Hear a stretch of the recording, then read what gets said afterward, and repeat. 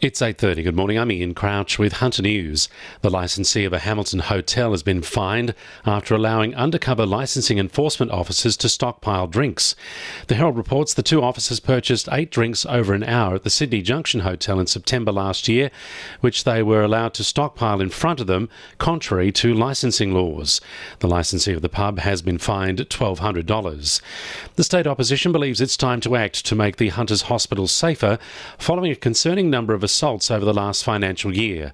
Labor is pledging to hire an additional 250 security staff at New South Wales hospitals and create a new unit to oversee safety operations at the medical facilities.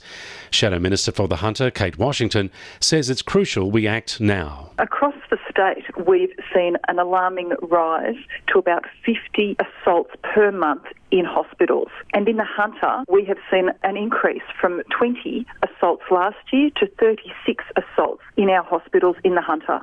An RFS crew will spend the day monitoring a large hay bale fire at Muswellbrook, which broke out just before dawn.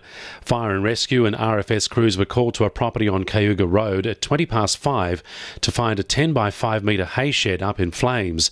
The property owner helped in the firefighting effort by using a tractor to separate the stacks of hay bales. It's a costly loss for the owner, with hay prices currently around $600 a tonne. Singleton Council has voted to implement voluntary low-level water restrictions in preparation for what could be a very dry summer.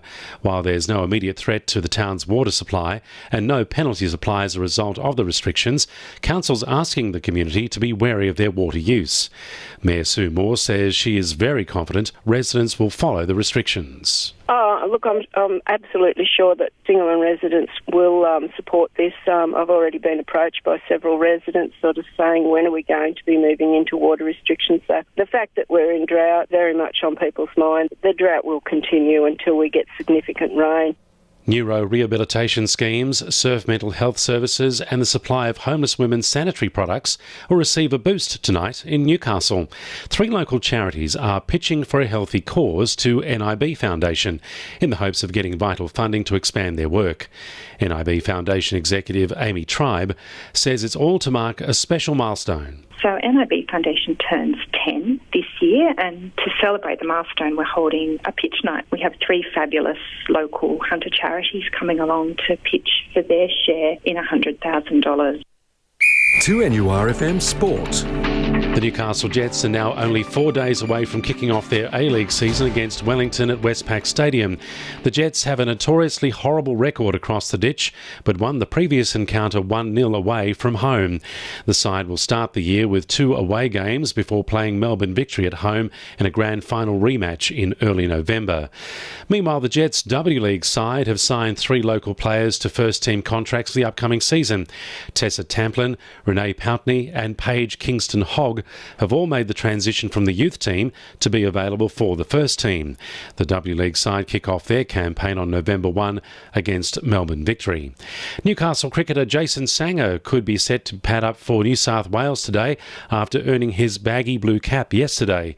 The 19-year-old is listed to bat at number 7 for the Blues, with the side currently at 3 for 124 in their Sheffield Shield match against South Australia. Sangha has already had experience at national level after captaining the Australian under-19 side and scoring a century for Australia A.